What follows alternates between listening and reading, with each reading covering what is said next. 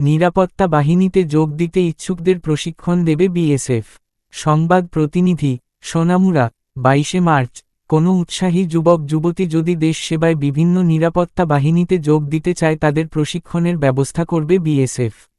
মঙ্গলবার সোনামুড়ায় এসে এই ঘোষণা দিয়েছেন বিএসএফ 81 নম্বর বাহিনীর কমান্ড্যান্ট রাকেশ সিনহা।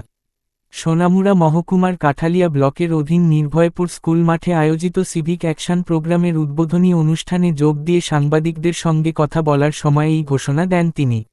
বিএসএফ লালটিলা বিওপির ব্যবস্থাপনায় 81 নম্বর বাহিনীর উদ্যোগে হয় এই সিভিক অ্যাকশন প্রোগ্রাম। সামাজিক কর্মসূচির অঙ্গ হিসেবে বাহিনীর তরফ থেকে গ্রামবাসীদের মধ্যে প্রদান করা হয় বিভিন্ন সামগ্রী। এর মধ্যে রয়েছে দিব্যাঙ্গজনদের জন্য ট্রাইসাইকেল, কৃষকদের কৃষি সহায়ক সরঞ্জাম, মহিলাদের সেলাই মেশিন, যুবক যুবতীদের জন্য ক্রীড়া সামগ্রী। একই সাথে অনুষ্ঠিত হয় বিনামূল্যের স্বাস্থ্য শিবির। এতে 61 জন সীমান্তবর্তী গ্রামীণ মানুষ তাদের স্বাস্থ্য পরীক্ষা করিয়ে বিনামূল্যে ওষুধ সংগ্রহ করেন। তা পরিচালনা করেন বিএসএফ 81 নম্বর বাহিনীর medical officer doctor Dinesh Kumar.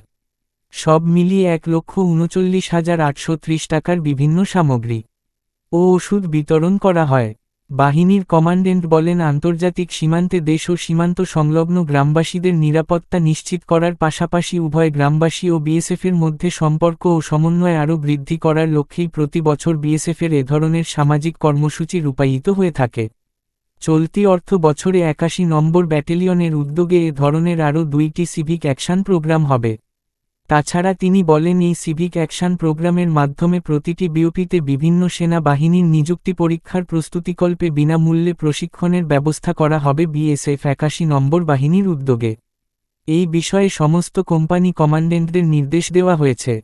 Commandant Rakesh Sinha যুবক যুবতীদের প্রতি আবেদন রাখেন তারা যেন এই প্রশিক্ষণে অংশগ্রহণ করেন। তাছাড়া তিনি বলেন যে সমস্ত গরিব ছেলে মেয়েরা বিভিন্ন কারণে পড়াশোনা করতে পারছে না, তাদের পড়াশোনার ব্যবস্থাও রয়েছে। অনুষ্ঠানে অন্যদের মধ্যে ছিলেন বিএসএফ 81 নম্বর বাহিনীর second in command Rajesh লাঙে, Nirbhaypur গ্রাম পঞ্চায়েতের প্রধান বিপুল মজুমদার প্রমুখ।